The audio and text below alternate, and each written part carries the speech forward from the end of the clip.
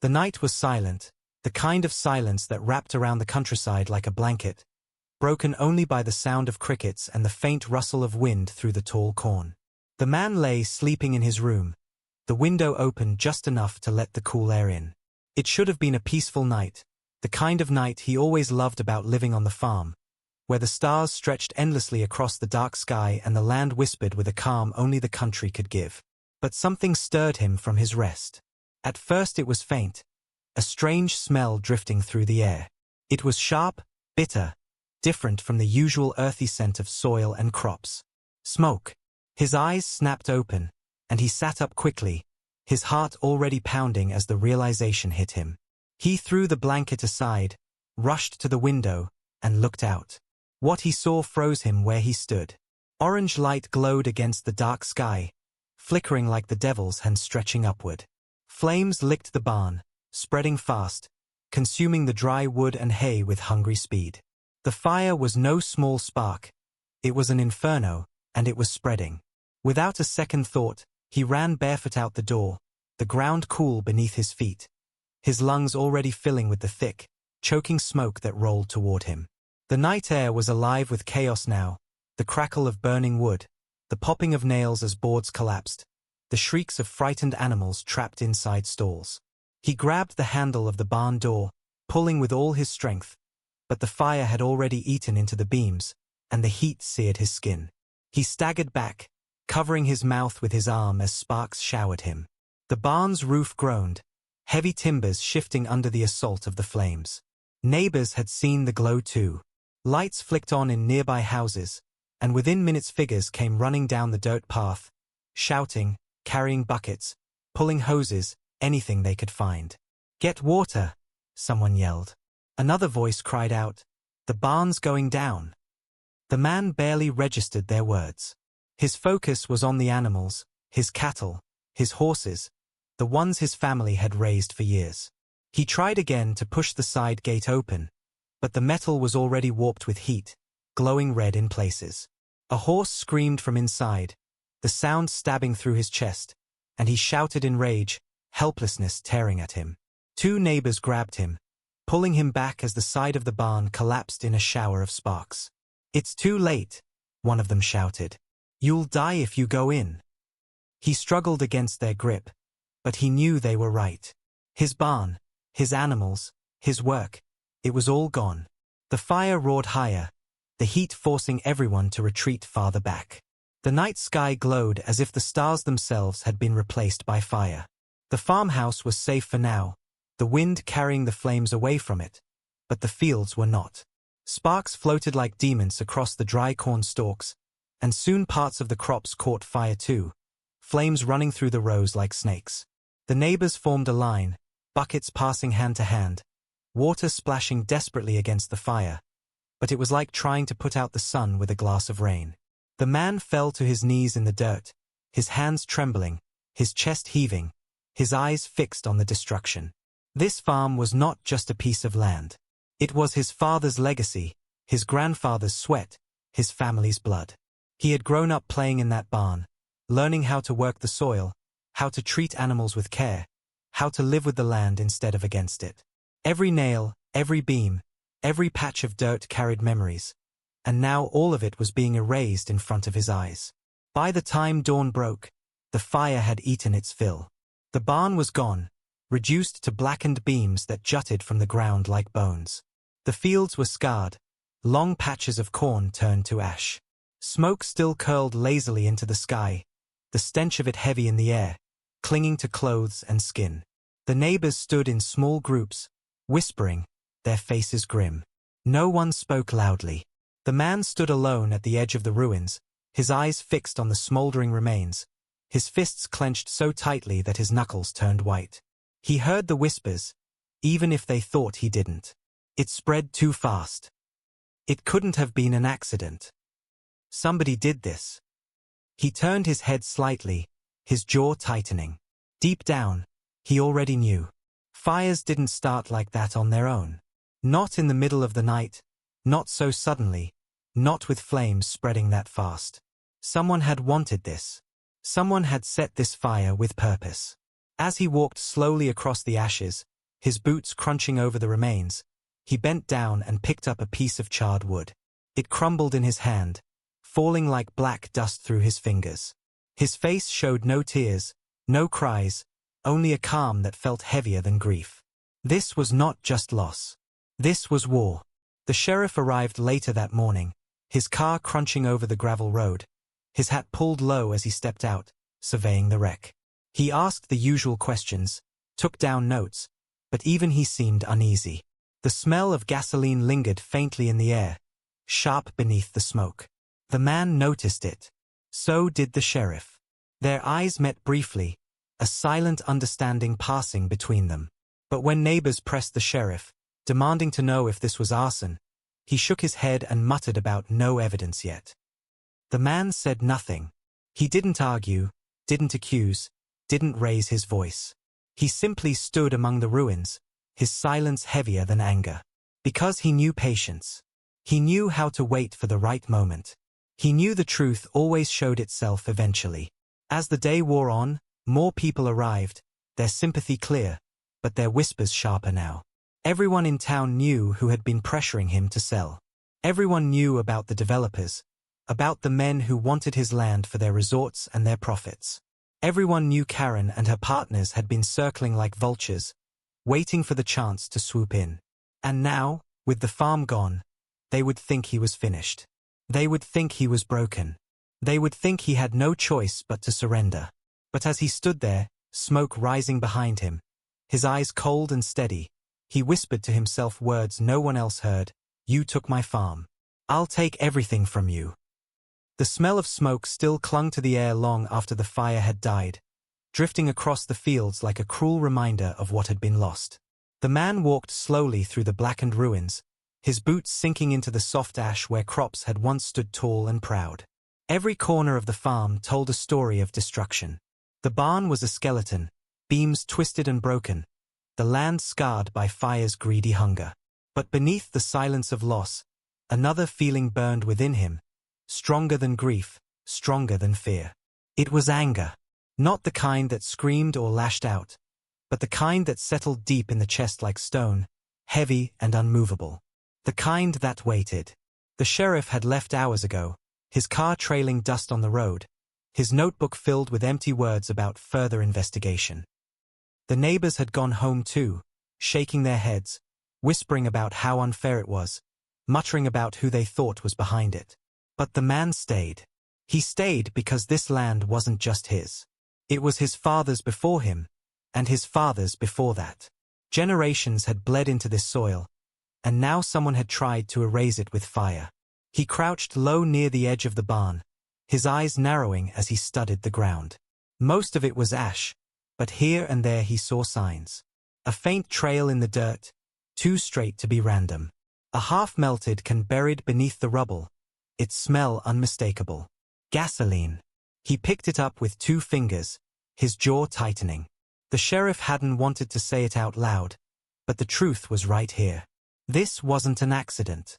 Someone had planned this. Someone had wanted him gone.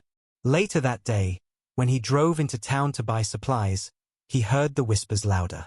At the cafe, 2 old men at the counter muttered about those developers finally getting their way. At the hardware store, the clerk shook his head and whispered, "I told you they wouldn't stop until they had the land." Even walking down the street, he felt the eyes on him, neighbors who pitied him but also feared what this meant. Everyone knew who had been circling his farm like wolves. Karen and her partners, the land developers who wanted to turn the lakeside into luxury resorts, had been pressuring him for months. They had sent letters, offers with big numbers written on shiny paper, promises of wealth if he'd just sell. But he had refused. Every time. Because to him, the land was not for sale. It wasn't just dirt and wood. It was memory. And they couldn't put a price on that. Their smiles had turned into threats. First it was phone calls, then men showing up at his gate, leaning on their shiny trucks, telling him it was better to take the offer before things got hard. He had ignored them, his silence always stronger than their words. But silence wasn't enough anymore. They had taken the next step. They had burned his farm. That night, Sitting alone on the porch of the farmhouse that had somehow survived, he stared out at the empty dark fields. The smell of ash still drifted on the wind. He thought of his father's voice, telling him years ago, "Land is power, son. As long as you hold the land, you hold your freedom. But if you let someone take it from you, you lose more than property. You lose yourself." He clenched his fists. They thought they had taken it from him. They thought burning his barn, his crops, his animals, would break him. They thought he would come crawling, ready to sign their papers, ready to hand them everything they wanted. They thought fire could erase generations. But they didn't know him. They didn't know his patience. And most of all, they didn't know about the deal. Because long before the fire, long before the threats, he had prepared for this. Quietly, without anyone's knowledge, he had made arrangements with people far more powerful than the local developers. His land wasn't just farmland anymore. It was tied to something bigger, something they couldn't touch. But for now, he kept that secret. He kept it close, hidden beneath his silence, because timing was everything. The next morning, as the sun rose over the lake, he drove past the office of the developers. Their building was new and shiny, glass walls and polished stone, standing tall at the edge of town like a monument to greed. He slowed his truck just enough to see them through the windows. Karen was inside, laughing, holding a glass of wine even though it was morning. Her partners gathered around her, pointing at papers, at maps of the lake with big red marks where they planned their resorts. They were celebrating his loss, celebrating his pain. He gripped the steering wheel tighter, his jaw set. They thought they had won. But victory declared too early is often the beginning of defeat. He drove on, not stopping, not confronting. Not yet. Because revenge was not about rushing. Revenge was about precision. He returned home, parked his truck, and stood once more at the edge of his land. Blackened fields stretched before him, but in his mind he didn't see ruin. He saw opportunity. He saw the cracks in their empire already forming, even if they didn't see it themselves. The developers had revealed their hand too soon. They had burned his farm, but in doing so, they had given him proof, witnesses, and motive. They had tied themselves to the crime even without realizing it. And when the moment came, when his secret deal came to light, they wouldn't just lose their claim on his land. They would lose everything. The whispers of the town followed him everywhere now, each one feeding the fire inside him. "Poor man, he's finished," someone said at the post office. "They'll take that land for sure now," another replied. But one old neighbor leaned close, his voice low. "Don't let them scare you, son. They play with fire, they'll burn themselves in the end." The man gave a small nod, his lips curling into the faintest smile. Because that was exactly his plan. The developers wasted no time showing off what they believed was their victory. Just 3 nights after the fire, their office building glowed brighter than the rest of the small town. Expensive cars lined the street outside, their polished bodies reflecting the neon lights. Inside, laughter and music spilled from the windows, clinking glasses echoing against the glass walls. The man stood in the shadows across the road, his truck parked where no one could see him, watching through the large windows as Karen and her partners threw their celebration. Karen wore a glittering dress instead of her usual blazer, her hair pinned high, a wine glass raised in her hand as she moved from one group to another, her laughter shrill, her smile smug. Around her, men in suits slapped each other's backs, boasting loudly about deals they hadn't even closed yet. A large map of the lake was spread across a table in the center of the room, with red pins stabbed into the land like wounds. One pin marked where his barn once stood, and he saw Karen gesture at it, laughing as if the fire had been nothing more than a business move, a small inconvenience to her grand plans. "We'll have the first resort up within a year," one of the men declared, his voice carrying even through the glass. Another added, "And once he sells, or what's left of him sells, we'll expand the marina. This is only the beginning." Karen raised her glass high, her voice slicing through the noise, "To progress, to profit, to building an empire." The crowd inside cheered, their glasses clinking, their faces bright with greed. The man's eyes narrowed as he watched them, his expression calm but sharp, his silence steady. They thought he was broken, that he had no choice left but to surrender. They thought their fire had crushed his spirit. But while they drank wine and cheered, he was piecing together every word, every action, every sign of their arrogance. Neighbors had been right. The developers didn't hide their greed anymore. They spoke openly in town, bragging to shopkeepers, slipping hints at the cafe. "The land's as good as ours," one of them said loudly. That farm boy never stood a chance. People heard. People remembered. And in their pride, Karen and her friends were creating witnesses without realizing it. The man left his truck and walked slowly along the edge of the building, his boots crunching softly on gravel, his eyes fixed on their celebration.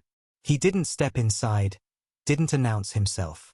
He only stood at the corner of the glass, watching them toast to their empire while he remained silent in the dark. Inside, Karen began her speech. She climbed onto the small stage at the end of the hall, tapping her glass until the room grew quiet.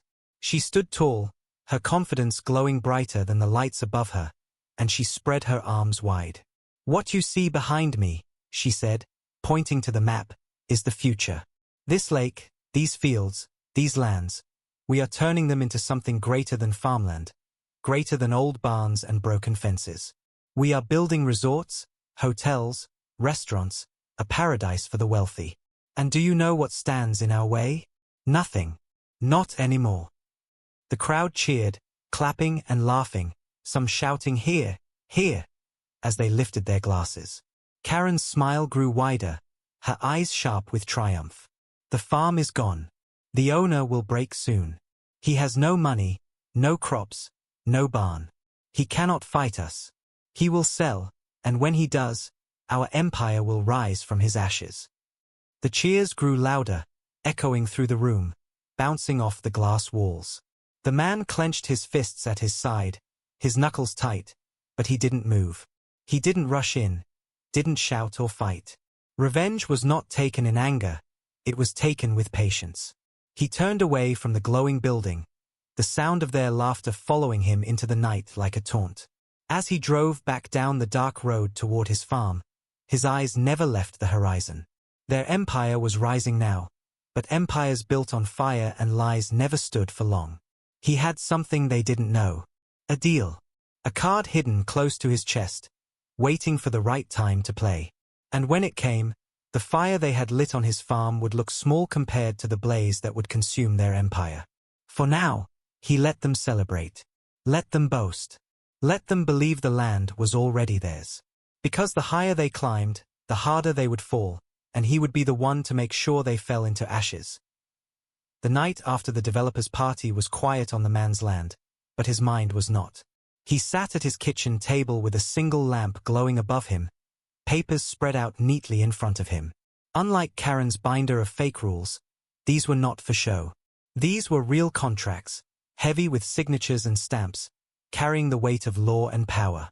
He leaned back in his chair, his eyes scanning the bold letters at the top of one page, Federal Development Agreement. Long before the fire, before the developers even showed their interest, he had seen the signs of change coming. Government officials had been surveying the area, testing the soil, marking maps. He had asked questions, and instead of turning him away, they had offered him something others could only dream of, a partnership. His land wasn't just farmland to them. It was a strategic site, perfect for a renewable energy project, one backed by federal funding and private corporations. He had signed the deal months ago, quietly, without telling anyone in town. The land was his contribution, but in return, it was protected. No one could touch it, not without going through the highest levels of law. That was his secret, the deal hidden behind his silence.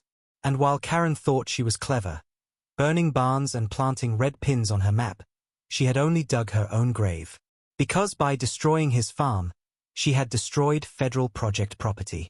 That was a crime far bigger than she understood. He stacked the papers neatly, slid them back into a folder, and locked it inside the heavy safe built into the floor.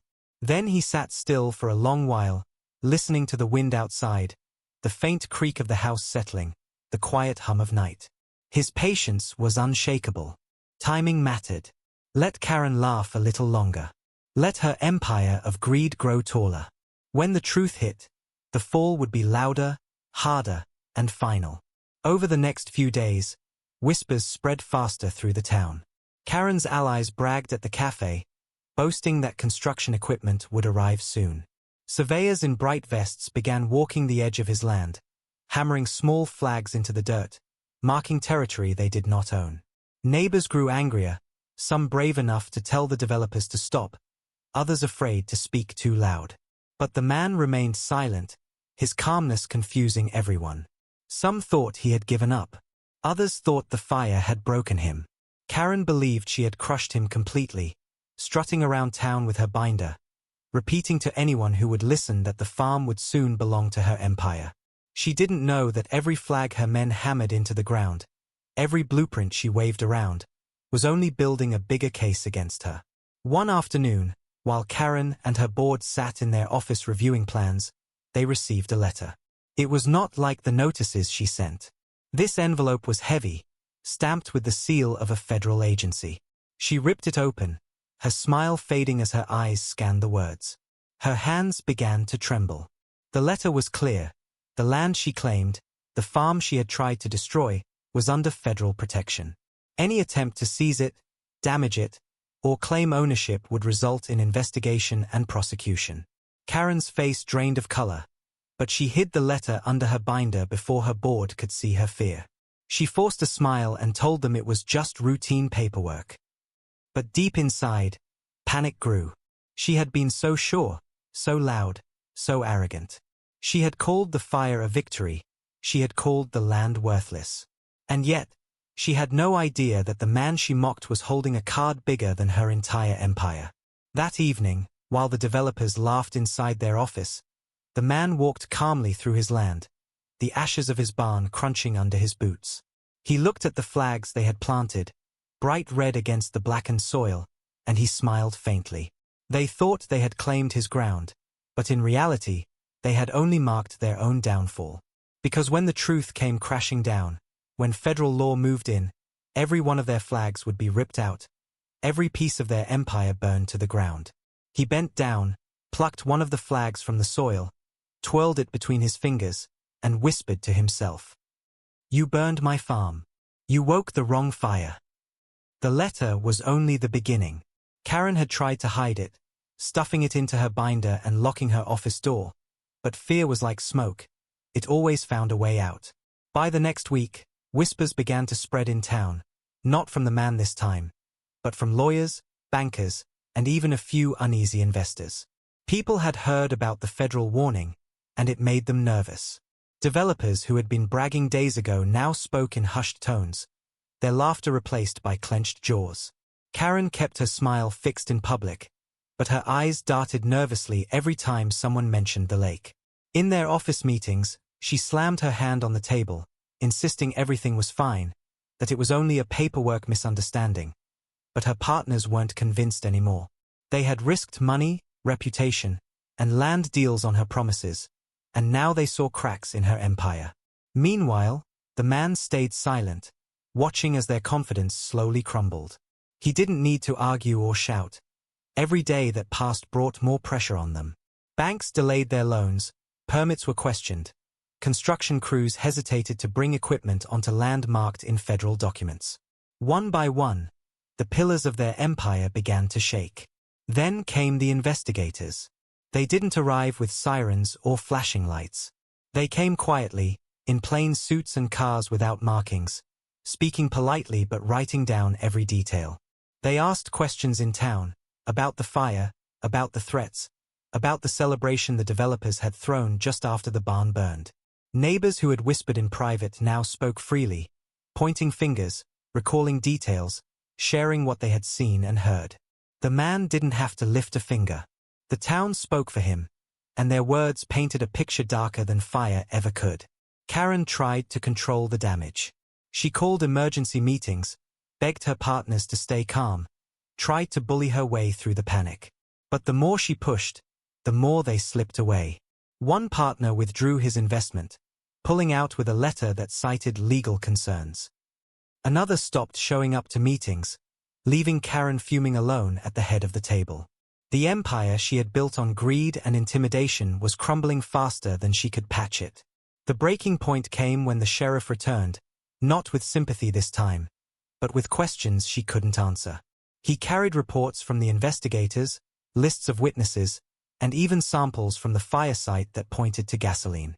Karen stammered, tried to laugh it off, but the sheriff's expression was cold, his voice flat.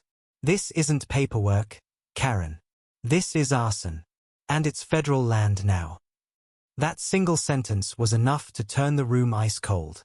Her remaining allies exchanged looks, their faces pale. They had thought they were untouchable, that their money and power made them safe. But now they realized they were standing on a floor made of glass, and the cracks were spreading beneath their feet. Karen left the meeting furious, slamming the door so hard the glass rattled. But even in her rage she knew the truth. Her empire was collapsing, and she couldn't stop it. At the farm, the man stood at the edge of the lake, watching the sun set over the calm water. The ashes of his barn were still there, but so was the strength of his land, untouched by their greed. He didn't smile or cheer at their fall. He didn't need to. Revenge was not about loud victories. It was about patience, silence, and watching those who had wronged him destroy themselves piece by piece. And as the sound of sirens finally echoed faintly in the distance, heading toward the developer's office, he knew the fall had only just begun. The storm they had mocked was finally here. Within weeks the empire Karen had bragged about began to fall apart completely. The developer's grand plans, their blueprints, and their red pins on the lake map meant nothing now. Federal investigators combed through every document, tracing every step of their deals, every dollar they had moved, every threat they had whispered. Banks that once handed them loans slammed their doors shut, freezing accounts under suspicion. Partners who once raised glasses at Karen's parties now avoided her calls, leaving her isolated in her own office. And as the town whispered before, silence was no longer his weapon alone. It had become hers too. No one stood beside her anymore. The man watched quietly as it all unfolded. He did not gloat. He did not seek attention. He simply stood on his land each morning, breathing in the cool air, walking among the ashes of his barn that still lingered like scars of war. But unlike scars, these ashes were no longer reminders of defeat. They were reminders of victory, of patience, of the fire that had not consumed him but had instead consumed those who started it. Karen's panic grew more desperate by the day. She stormed into the sheriff's office demanding answers, yelling that she was being targeted, that the investigation was unfair. But the sheriff only looked at her coldly and slid the federal letters across the desk. "This land is protected. You touched it. You burned it. And now you'll answer for it." Her voice cracked as she shouted back, insisting she had proof, but her binder of fake rules meant nothing. No one listened anymore. In town, people who had once bowed to her power now turned their faces away, muttering that she had gone too far, that she had played with fire and burned herself instead. Reporters arrived soon after, their cameras pointed not at the man's ruins but at the developer's shiny glass office now half empty, its doors chained shut with a foreclosure notice. The empire that had laughed over wine now stood in silence, the building's windows dark and lifeless. The man drove past one evening, his truck rattling down the familiar road, and slowed just enough to see Karen standing alone inside, papers scattered on the floor around her, her phone pressed to her ear as she begged someone to pick up. But no one did. He drove on, leaving her in the shadow of the empire she had destroyed with her own greed. At his farm, new life had already begun. Neighbors had come to help him rebuild, their hands working side by side, raising new beams, planting new seeds. Where ashes lay before, hope now grew again, stronger than ever. The man stood at the edge of the lake, the water shining gold beneath the setting sun, and he bent down, picking up one of the small red survey flags Karen's men had hammered into his land weeks ago. He twirled it slowly between his fingers, then tossed it into the water where it drifted away. His voice was low, calm, but final. "You burned my farm. I burned your empire." He turned, his step steady as he walked back to the farmhouse, smoke from the old fire long gone, replaced by the sound of hammers, laughter, and the promise of tomorrow. The empire that had risen on greed was ash now, scattered by the very fire they had lit, while his land remained, stronger than ever, untouchable, eternal.